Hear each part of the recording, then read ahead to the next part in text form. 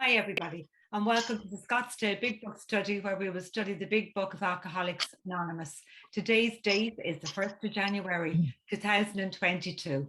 My name is Maria F., and I'm a recovered compulsive overeater from County Dublin in Ireland, and I'm your host for today's study. Our co-hosts today are Sue L. and Nancy J. If you have any questions or any concerns during the meeting, please contact either myself or the co-host, and you can do this by private message in the chat function. Please note that our speaker today, Harlan G., will be recorded for the duration of the study. However, the question and answer session which follows will not be recorded. And we'll post a link to the previous week's recordings in the chat function and for our 7th edition. We ask that if you could please keep your microphone on mute at all times during today's study. And also, if you need to step away from the screen to exercise or if you're eating, please do disconnect your camera. So we'll now go to Harlan G. Good morning, Harlan. Good morning. Thank you, Maria, and thank you to all of you who do service. By the way, just in case you're wondering, there are a lot of people who do service at this meeting besides me. There's a lot of people behind the scenes that keep this going, that make sure that we have the Zoom room available to us. This is not free. This is not, something that's given to us by the Zoom people. And there are people who handle different things. And so I want to thank each and every one of you. Before I say a word, I want to say to each and every one of you, happiest and most bountiful new year. I hope that each and every one of you will have a wonderful, wonderful recovered year this year, and that you will grow in your recovery closer to God and further away from a Twinkie. So I hope that for each and every one of you. We have been studying the foreword to the 2nd edition of the Big Book of Alcoholics Anonymous. And we're going to go over some things today that are going to be somewhat controversial, if you will. They're going to be a little controversial. And we are going to be on the bottom of page XIX. XIX is 19 in Roman numerals. XIX at the very bottom, it says, while the internal difficulties, and I'll give you a second to get to it. And while we are getting to that, we have been talking about the formation of the book through the Rockefellers, through the various attempts that these guys made to do 3 things. And they wanted to raise a bunch of money, and thank God they couldn't and didn't, but they wanted to do 3 things. And the 3 things that they wanted to do most of all were, they wanted to start a chain of hospitals. In the 1930s, chains of drugstores, chains of grocery stores, chains of gas stations, what have you, were first starting to emerge within the country. And I know some of you live in a different country, but in America, these chains were starting out. And they wanted to start a chain of hospitals. Now, why would they want to start a chain of hospitals? I'll explain. The first thing we have to remember about the 1930s is that at that time, it was most difficult to get a patient admitted just for the treatment of alcoholism. Most hospitals did not want patients that only had alcoholism. The reasons were, A, the alcoholics almost never did what you told them to do. When you told them to stop drinking and you told them to eat and you told them to take care of themselves, they didn't do it. And number 2, there's another thing that alcoholics generally don't do well, and that is they don't pay their bills. So it was very difficult to get an alcoholic admitted to a hospital at that time. So what the doctors often had to do was lie. And they would say gastritis, and they would say kidney, or they would say liver, or they would say distended liver. And sometimes, more often than not, those conditions were true. But the real problem of the patient was alcoholism.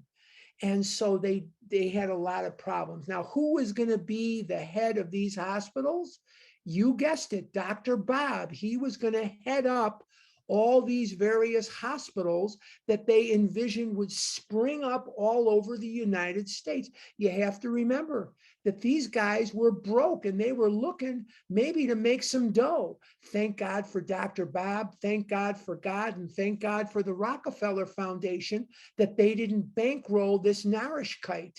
And for those who are new, Narishkeit is foolishness in Yiddish. So the chain of hospitals never occurred. Now, the next thing that they were going to do, and this was going to be headed up by Bill Wilson, he was going to be the head missionary. They were going to start a chain of missionaries that were going to go out to Chicago and Philadelphia and Toronto and Montreal and Miami and you name it, and Denver. And they were going to go all over the country and all over Canada. They didn't see much beyond that at that time.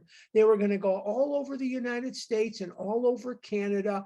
And they were going to have missionaries that would spread the word of the Alcoholics Anonymous treatment program, or recovery program is more accurate. That didn't happen. Thank God, thank God, thank God. Now, the third thing that they wanted to do was they wanted to write a book. And thank God that that did happen. So 2 out of the 3 things didn't happen, but the most important thing did happen, and that is the writing of the book. And then on April the 10th, 1939, the book rolled off the printer's thing, and we have in our hands, there were 4,000 copies, 4,600 copies of the first edition, first printing. I have one, and that when I go, I left it to my sponsor. He lives in Los Angeles. I left it to him. It's a 1-1. It's a first edition, first printing.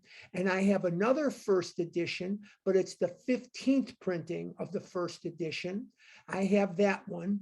And I have 2 first editions. I haven't decided who I'm going to leave the other one to, but it will be something I'll kind of think about over the next while here. But anyway, that aside, we have the writing of the book. Now, let's go to page XIX, or 19 in Roman numerals, 19 in Roman numerals.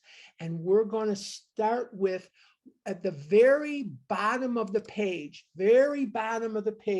while the internal difficulties of our adolescent period were being ironed out. Let's stop there for just a minute. This is stuff we talked about last week, but we're going to do it again. Just for the sake of continuity, we're going to do this again. The big book was written and published or printed in 1939. And most of the AA literature is a product of the 50s and the 60s. The 12 and 12 is a product of the 50s. Most of the pamphlets are products of the 50s and the 60s. The page again is, we're at the top of XX, the top of XX, very first few words of XX. So the adolescent period of AA was very critical.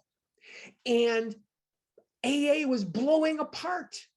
You had Hank Parkhurst, who was instrumental in the printing of the book, in the writing of the book. As a matter of fact, on Walnut Street in Newark, New Jersey, that's Walnut Street in Newark, New Jersey, 17 Walnut, that's where most of the book was typed by Ruth Hock. There was a business that Hank started, and it was called Honor Dealers. And Honor Dealers was a company that sold automobile polish. In those days, people would polish their cars. They didn't have the kind of car washes that we have today. So I got to be frank and honest with you.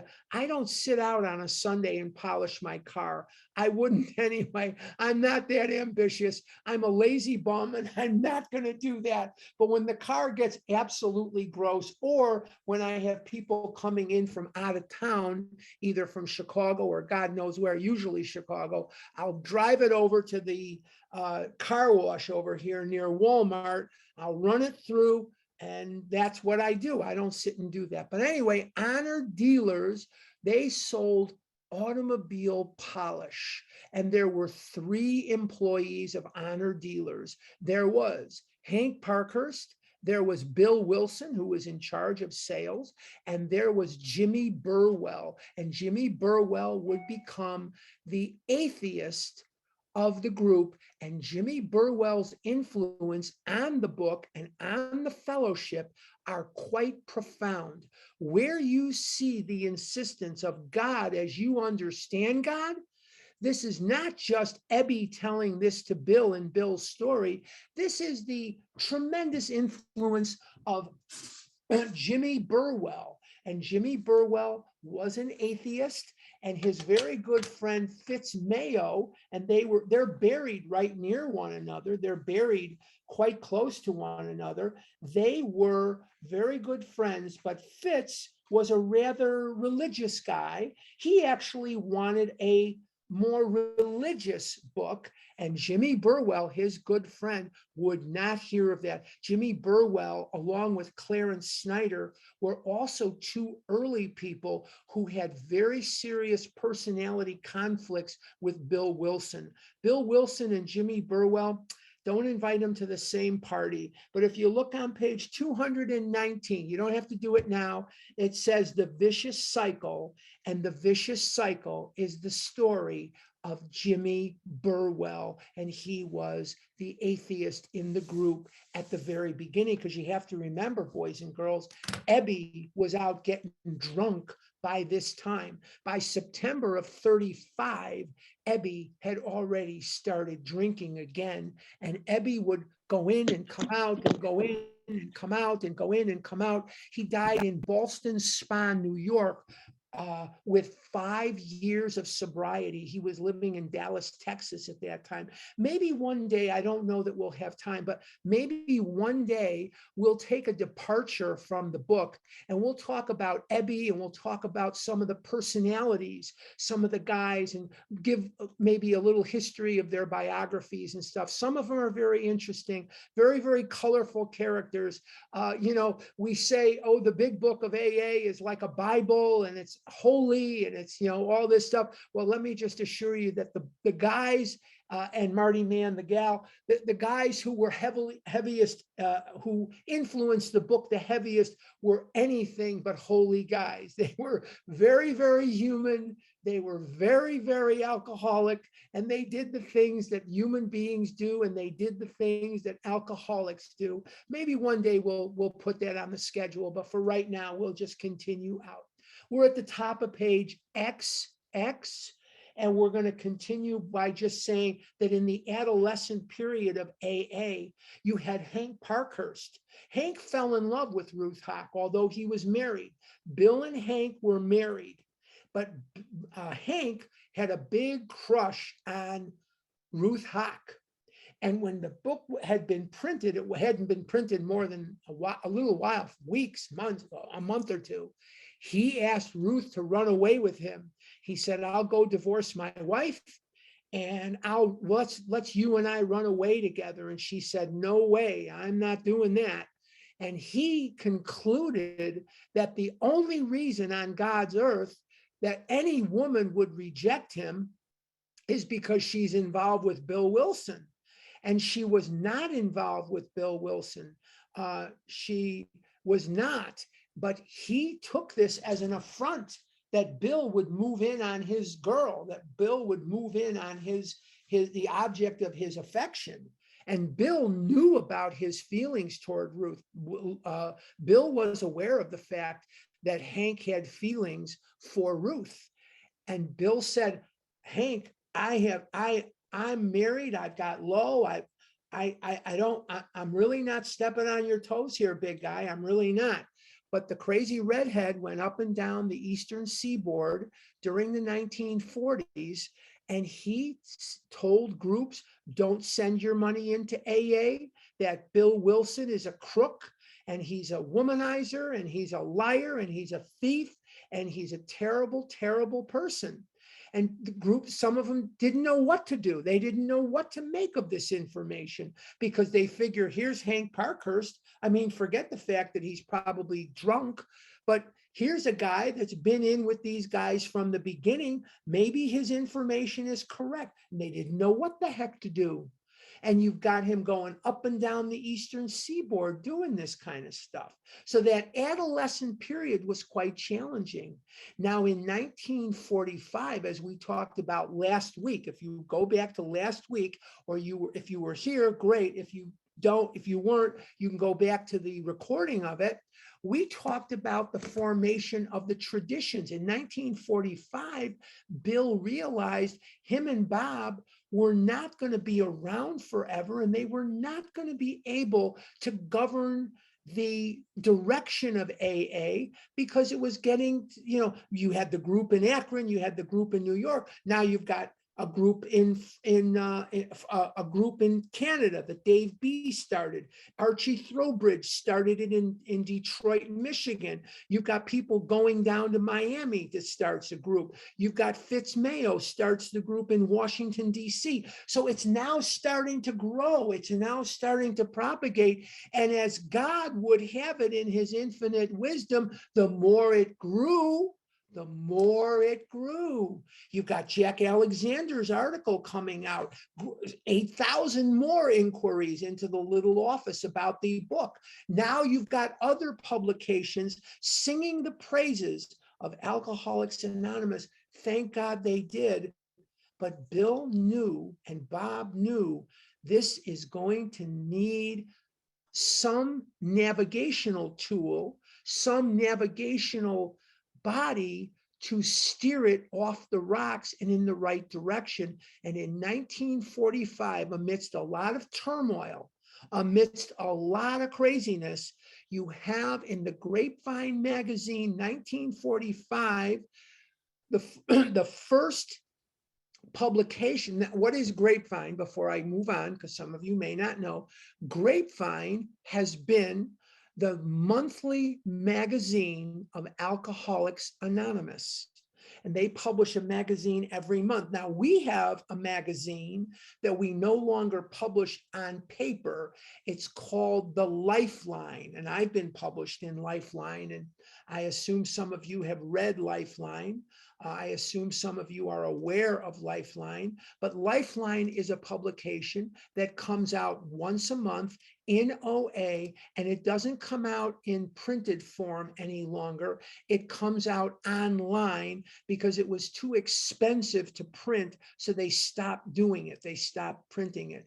But 1945, Grapevine, I think it was February of 45, Bill Wilson is now starting a series of articles on what we would later refer to as the traditions. And those traditions stand today as the governing body, and they will be the last word. If anything we're doing as a group is in conflict with those traditions, we yield to the tradition. We do not yield to the autonomy of the group if the autonomy is in conflict with the rest of the tradition. So if a group said you had to be Christian, or if a group said you had to be Jewish or Muslim or whatever it is to be a member, we would say, no, that's not right.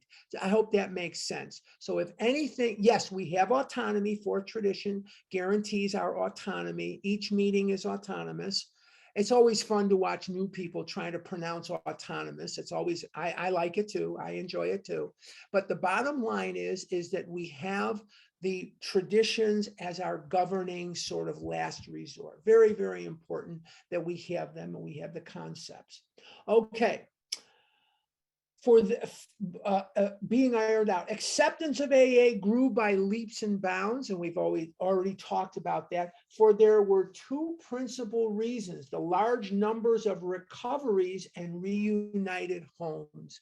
What is the most important way to spread information about a product or a concept or a service? Word of mouth. Hey, this worked for me. Hey, this is fantastic. hey, my husband, my wife, my kid, my mother, my father, my whoever, neighbor, whatever, is alcoholic. And they went to this group, and the group really helped them, and they no longer drink, and they're back home, and they're whatever. And so we have a lot of wonderful, wonderful testimonials about the extreme effectiveness of the group Alcoholics Anonymous. Now let's continue. These made their impressions everywhere, of alcoholics who came to AA and really tried. Now that's the kicker, and really tried. 50% got sober at once and remained that way. 25% sobered up after some relapses. And among the remainder, those who stayed on with AA showed improvement. Now, let's take that apart. By my reckoning, and boy, if you know me, you know I'm no math whiz, that's for sure. Whoa. Mrs. Leonard in Mather High School and algebra made a deal with my mother in the hallway of Mather.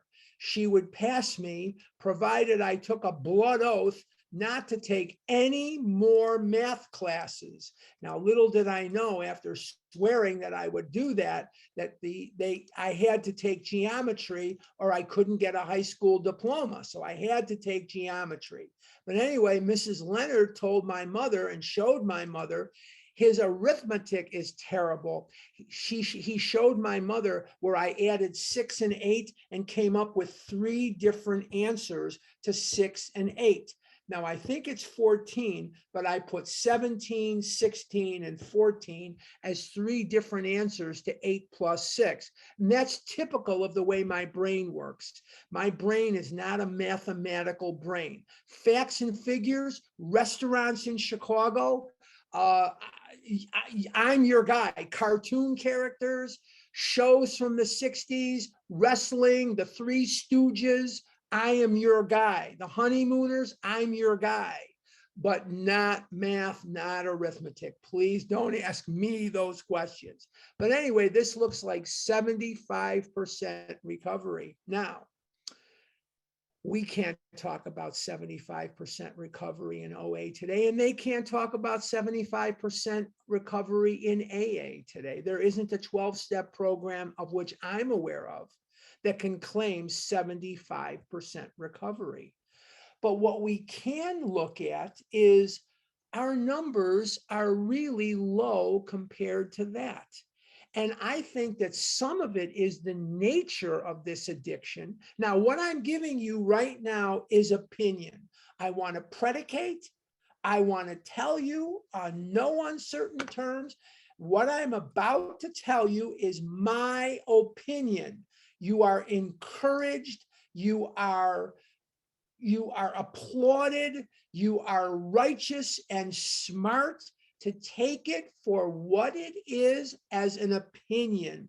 This is my opinion, not diminishing alcoholism, not diminishing drug addiction, sex addiction, love addiction, not to diminish gambling, not to diminish any other vice or addiction known to man.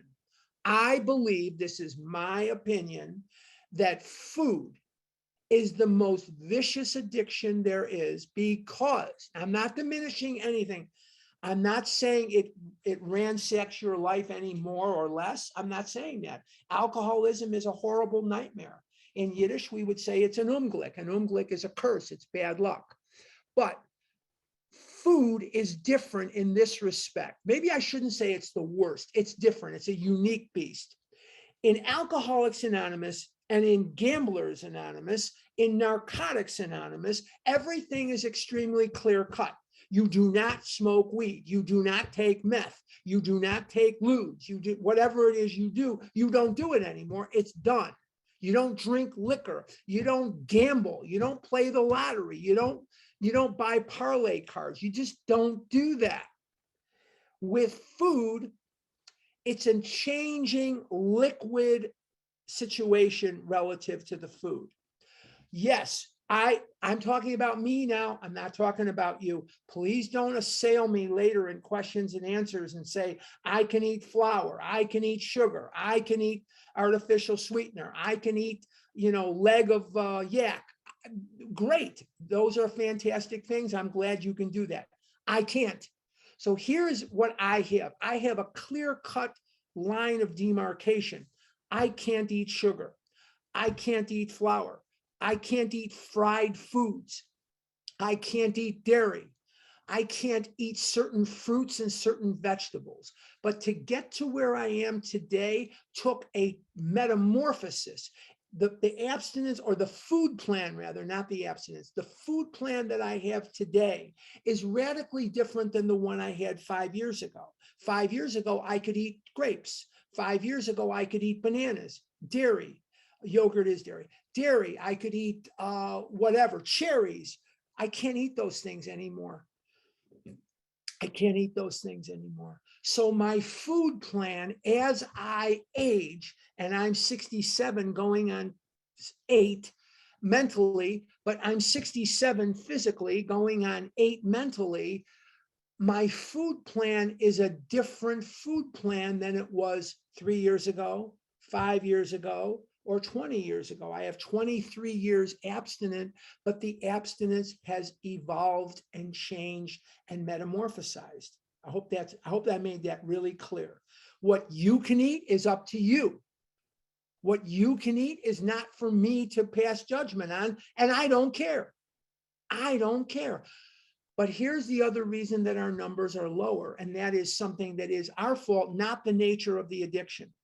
What I believe is our fault is we dilute the recovery in our zeal to overcomplicate things, in our zeal to give credence to more is better. We now have this 12 and 12 and that book and that workbook and that this and that. I believe this is, again, my opinion. Do not assail me when we're in questions and answers. I'm telling you, this is my opinion. It is not verifiable in the big book, because when the big book was written, there were no competing publications. We have, in my opinion, too much, and it's confusing to people. You can't work the steps out of the AA 12 and 12. The instructions for the steps are in the big book, and they've never been anywhere else. And you have OA publications, and you have this publication. And when it comes to step 4, good Lord in heaven, we have created a cottage industry. You've got this guy's sheets and that guy's workbook, and this guy's this, and this guy's got a handout and a pamphlet and a booklet. Good Lord, these people are making hundreds of millions of dollars off of our addicted backs with a cottage industry, when the instructions for it are right in the big book. The columns are free. You just need some paper and a pencil. Oh, that's all you need. Heck, a Baylor fan could figure that out. And the bottom line is that you have a situation where sometimes too much is not good. Don't you dare assail me in questions and answers, because I told you up front, this is my opinion. Now I'm going to give you something else that's my opinion. Some of you are going to like it, some of you are not. We got to do a better job, not just with our own recovery. We've got to do a better job of reaching people. And how do we reach people? By recovering. We have failed the African American community. We have let them down. We have failed the Asian community. We have failed the Hispanic community. Yes, there are good things happening. Oh, there definitely are. And I have spoken on some of those Spanish conventions and Spanish retreats and blah, blah, blah, and all this other stuff. Yeah, there's some good things happening, but we need to do better. We have failed the community of people who have persuasions and appetites different from the mainstream. We have failed them. We have failed the Native American community, where obesity and diabetes are ransacking their communities. We have failed them. I have spoken in front of thousands of people in my day. I have spoken at conventions in big cities where there are large minority populations. And I have spoken at conventions that were 1,000 or 1,200 or whatever they were. You see a handful of people of color. Count them on both, two hands, you're more than covered. We've got to do a better job. We've got to do a better job of reaching communities that have in the past been underserved by this magical message that we have.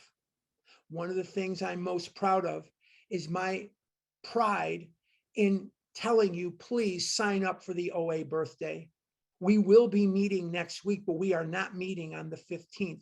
I don't want to divert you from the birthday. I want you to go to the birthday. And that's the 14th, 15th, and 16th. Now, at every meeting of the birthday this year, for the very first time, there will be Spanish translators. And no matter what anybody is talking about, it'll be translated on a track for the Spanish community. And I'm very proud of that. How do I sign up for the OA birthday, you ask? Very easy to do. Go to oabirthday.org, oabirthday.org, or go to Los Angeles Overeaters Anonymous, click on birthday, click on registration, and it will walk you through it. It will walk you through it, and it will do it in a very easy fashion. It is $30. And when you consider how much we spent on chazarai, what is chazarai? Chazarai actually means pig stuff, but chazar means pig. But what it really means is junk, garbage. Junk and garbage. My mother saved my report cards and threw out my comic books and threw out my baseball cards because, in her words, that's just a bunch of narishke chazarai, which means it's a bunch of foolishness and a bunch of junk. And if I had some of those baseball cards back, and if I had some of those comic books back, I could retire. Believe me, I could. And she ruined it. And I blame her for it. And no, I don't. I'm kidding. Take it easy. No, I'm kidding. But anyway, when you consider how much we spent on junk, $30 is not that much. You really want to come to the birthday and the $30 is a little steep for you? Give me a call, send me a text. I'll tell you who to get in touch with, and we'll see if we can develop a workaround on that, okay? You might have to do some service. You're going to have to do some service, but we'll see what we can do for that. Okay, let's move on. So we got 75% recovery. Now, the other thing that happened is the bottoms came up. When you had 75% recovery, you had low bottom people. Marty Mann, low bottom. Bill Wilson, low bottom. What does that mean? Low bottom, high bottom. What the hell does that mean? Are we selling boats here? No. We're talking about guys that were bottom of the barrel gutter alcoholics. Today, the ages have come down. The bottoms have come up. More females, more whatever, more young people in AA, and their numbers have dropped off the table. They're not even close to 75%. Just to put it in perspective for you, when I came into OA in 1979, February the 2nd, 1979, Skokie, Illinois. How do you know you're in Skokie? There's a rose and bloom on every corner. Okay, I was in Skokie, Illinois. I went to a meeting at the Orchard Mental Health Center. And at that time, there were 160,000 members of Overeaters Anonymous. I was a delegate to Albuquerque a couple of years ago. For 2 years, I was a delegate to Albuquerque, and we were in the mid-50s and dropping. Vision is coming up. Vision is part of OA, but the numbers were coming down. More and more people were going to cyber meetings. Even then, now I assume that it's whoppingly in favor of cyber meetings. But where did 100,000 people go?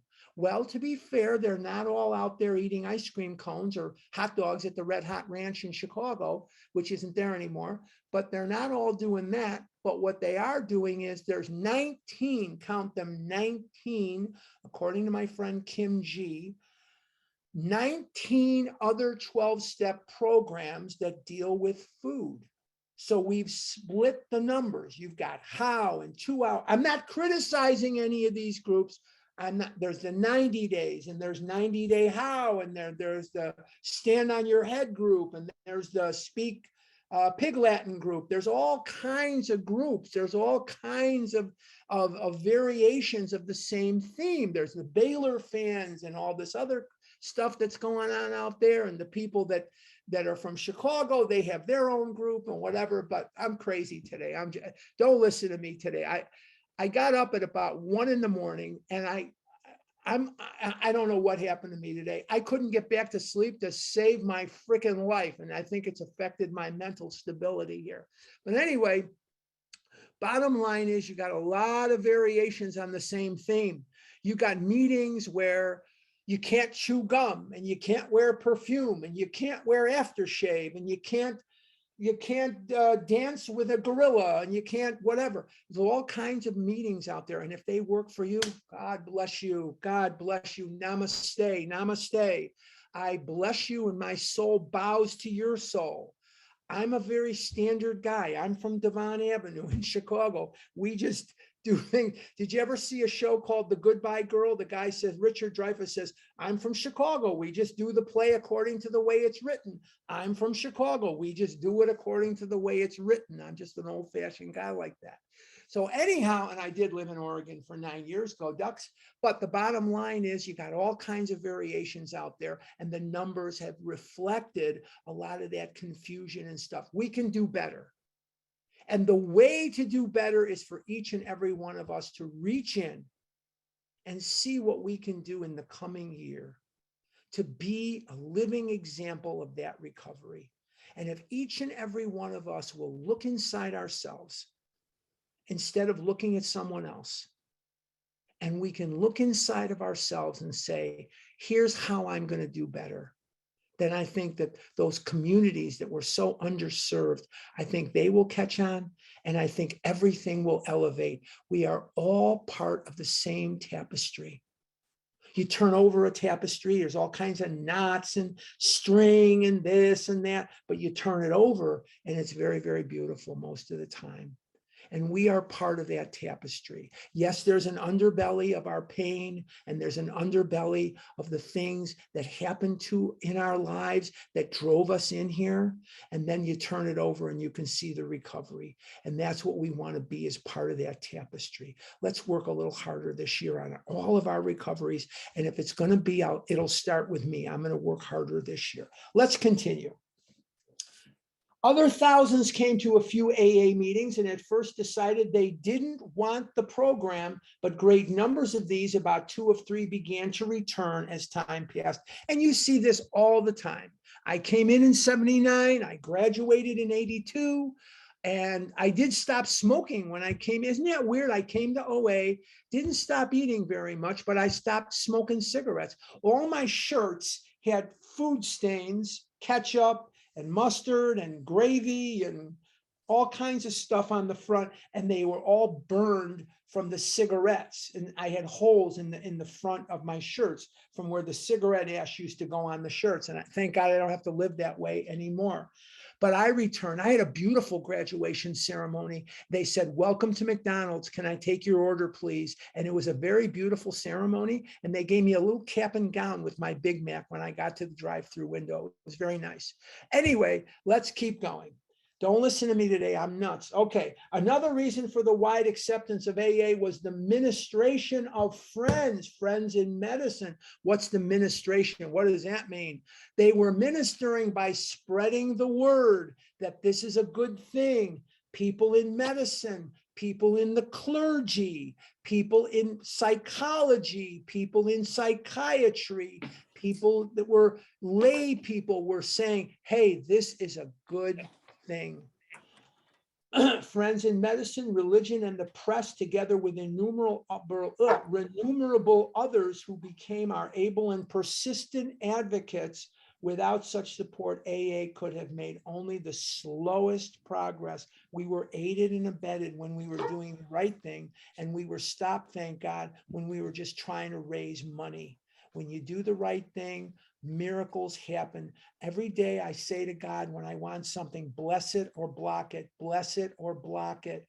And I ask God, please bless it or block it. Because if I'm going to be the decision maker on what I should have or what I should do or where I should go, it's not going to turn out well. I'd rather God made those decisions than I. I am really not a good steward of my life. Some of the recommendations of AA's early medical and religious friends will be found further on in this book, and we're going to get to that next week. Alcoholics Anonymous is not a religious organization, nor does AA take any particular medical point of view, though we cooperate widely with the men of medicine as well as the men of religion.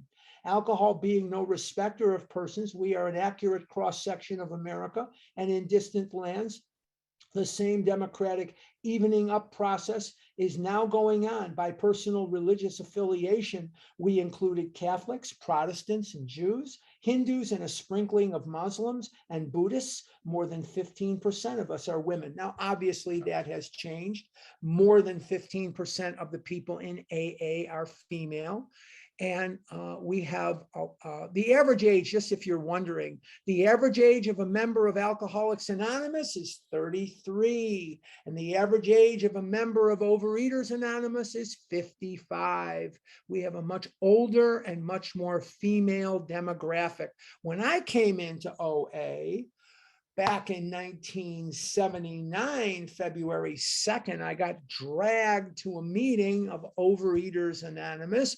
I was the only man in that room. And then there were one or two others that would kind of flitter in and flitter out and flitter in and flitter out. But it was mostly females. And it was not mostly in terms of over 50%. It was mostly in terms of 90, 95, 99%. And there were meetings that I regularly attended that I was the only one. I was 15 years younger than any of them. I was 24 when I came in. I'm 67 now. I was 24 when I came into Overeaters Anonymous. And I've been in these rooms, mostly in, sometimes out, for it'll be what, 43 years? 43 years, I think it is. It'll be in February. So that's a long time. And I've seen OA metamorphosize tremendously. And as I say, there's been a lot of wonderful things. OA did not have the kind of beginning that AA had. The people that formed AA were different in this respect.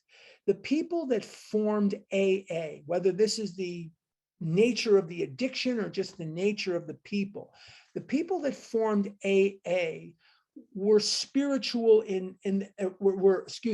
were people who respected the spiritual nature of the recovery. The people that formed OA were people who were still trying to bring their dieting skills into the rooms and use willpower. And they would often chew gum between meetings and eat carrots between meetings and celery between meetings. They would eat all day long, a lot of them. And there was a lot of speed. There was a lot of amphetamine use in those days to keep the pounds off. Remember that these were gals in Los Angeles who had access to a lot of these doctors who would prescribe, especially in the early 60s.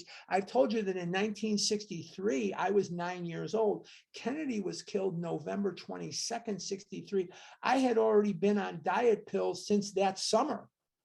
I was already on heavy duty amphetamine in the summer of 63, and I was just 9 years old. And then when Marilyn Monroe died, a lot of this information on the amphetamines, the danger of the diet pills, started filtering back to the Midwest. So after Marilyn Monroe died, and if you don't know who Marilyn Monroe is, just kill me now. But Google it, Marilyn Monroe. Just Google it and you'll find out who she was. It doesn't bear into this, but I'm just going to kill myself if most of you don't even know who she is. But anyway, the bottom line is when I was 10 years old, I was put on another amphetamine, not in addition to the first one, but in replacement of same exact results, head spinning around like you didn't know what world you were in, and you didn't eat. Oh boy, you did not eat. But the only way I can describe it, when you crash down off that amphetamine, I don't know how street drugs are, I've never taken them, but I do know that when you crash down, and that's the only word to describe it, I would eat Illinois and most of Wisconsin. You know, every restaurant on Devon Avenue was waving at me to stop in when those pills would wear off, because they knew they would get a lot of money from me when I was, you know, off the pill. But then you take it again, and man, food was the last thing on your mind. But it was not a good thing. But our history is a lot of the gals who started OA used amphetamines because all they really knew was they're going to get together, they're going to talk about different things, but they just took their willpower and they were transferring it to OA. And what happened is Roseanne, and I'm not taking anything away from Roseanne, she is our founder. She is amazing. I do not want anybody to think I'm bad-mouthing Roseanne. I loved Roseanne. I miss her. I think she's great, but she wanted to rewrite the steps and rewrite the book and take God out of there. And, you know, and Clancy Imisland and Jim Willis, the founder of GA, said to her, Roseanne, let's not mess with what works. And they talked her out of it. But if it wasn't for Clancy, and it wasn't for Jim Willis, and it wasn't for some other people, we might have a very different history. So they talked her out of changing these steps. She took out all the God references. She took out all that stuff. And thank God that didn't stick. Thank God that wasn't what we ended up with. Thank God. Okay. All right, let's continue. We're at the bottom of XX. At present, our membership is pyramiding at the rate of about 20% a year. So far upon the total problem of several million actual and potential alcoholics in the world, we have made only a scratch. When you look at the pandemic of obesity, I'm not talking about the pandemic of COVID. I'm talking about the pandemic of obesity. You take a look at what is going on in our world today. We should be the biggest of the programs. We should have more members. We should have more people in our rooms, in our meetings, than all the other programs put together. On a worldwide basis, obesity is so rampant that it eclipses alcoholism, drug addiction by wide margins. I'll give you some interesting food for thought. Automobiles have to be redesigned and reimagined for a bigger person. When the original Model A came out by Ford in the 19-teens, it was designed for a man 5'6", 5'7", and 150 pounds. That was the design that they had for the Model A. Today, it is designed for someone with much more girth, more flesh. They don't design them for men. Women drive cars now, and it's very commonplace, and that's fine, and that's great. But it is designed for a much heavier person. Furniture, clothing, sizes are often bigger. Things are bigger than they've ever been. Why is that? Because people are bigger than they've ever been. People are heavier than they've ever been. Here's a tragic statistic. In 1995, a generation of Americans, not outer Mongolians, not whatever, not God knows where, Americans was born in 1995 that have a shorter lifespan than their parents. a shorter lifespan than their parents. Why is that? What's the number one cause? The childhood obesity rates and the instances of type 2 diabetes in children under 12. Obesity is the number one health crisis in America today. Not cancer, not alcoholism, not drug addiction, not AIDS, not COVID, obesity. What is the number one mitigating factor for someone afflicted with COVID? What is the number one factor that will kill you if you get COVID? Morbid obesity. Why? Because it inhibits the body's healing, it inhibits already respiration, and COVID is a lung and heart thing, and it chokes you off, you die. The number one thing is morbid obesity. More Americans today are classified as morbidly obese than ever before in the history of our world. And what do we have here? A free remedy, a remedy that's proven to work. And it's very, very difficult because food works. It's my best friend. It's my lover. It's my confidant, my companion. Food takes the edge off. We're going to talk more about that next week when we go to the doctor's opinion. But it's very, very difficult. And medical science is beside themselves. They try developing operations and they try developing all kinds of medications. Now we're at the point now where it's January the 1st. Every commercial you're going to see now for the next month, join the gym, take the pill, go on the diet, get your food sent to you, frozen food, this kind of food, that kind of food, lose weight. What's the largest section at the drugstore? The largest section at the drugstore is the weight loss section. What is one of the largest things that you can order from Amazon? Diet aids, weight loss things, weight loss. They've created cottage industries that prey on us. When I was a little boy, lose weight with AIDS, AIDS, lose weight with this, lose weight with that. There's all kinds of products that people will come up with that are supposed to help you lose weight. What they don't have is an accounting for the fact that I have a twist of the mind and I have a physical allergy which works against me and makes it impossible for me to be successful on the AIDS program, the pay and ways, all that other stuff. Those things are fantastic for most people. They don't work for people like me. And if you're in this room and you're part of the 130 people that are here, they probably won't work for you either.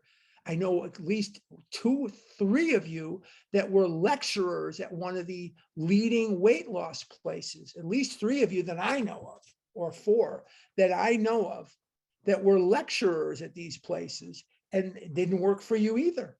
It did not work for you because this is a very vicious addiction. And so we should be bigger. We should be bigger. Maybe someday we will be bigger. I don't know. They have some advantage on us too. They have court mandate people. They have nudged by the judge, and they have, when you go for divorce, sometimes these guys got to go to certain AA meetings. But I'll tell you again, this is just me, my opinion. The treatment centers, the eating disorder units, when the insurance companies pulled the funding, we dropped dramatically in our membership. I used to go to meetings in Chicago at Swedish Covenant Hospital at California and Foster. Swedish Covenant Hospital, Martha Washington Hospital, Thoric Hospital, a bunch of hospitals. Most of our meetings in Chicago are at hospitals. Here in Arizona, they have great big hospitals, but not a lot of them. In Chicago, you have some smaller hospitals, but tons of them. And that's where most of our meetings were, Bethesda, Ravenswood, Swedish. But anyway, I would go to meetings where there was 150, 200 people, 100 people, 75 people regularly. Those meetings today, they're either gone or there's 8, 9 people sitting around because the eating disorder units have dried up. And that's a big factor too.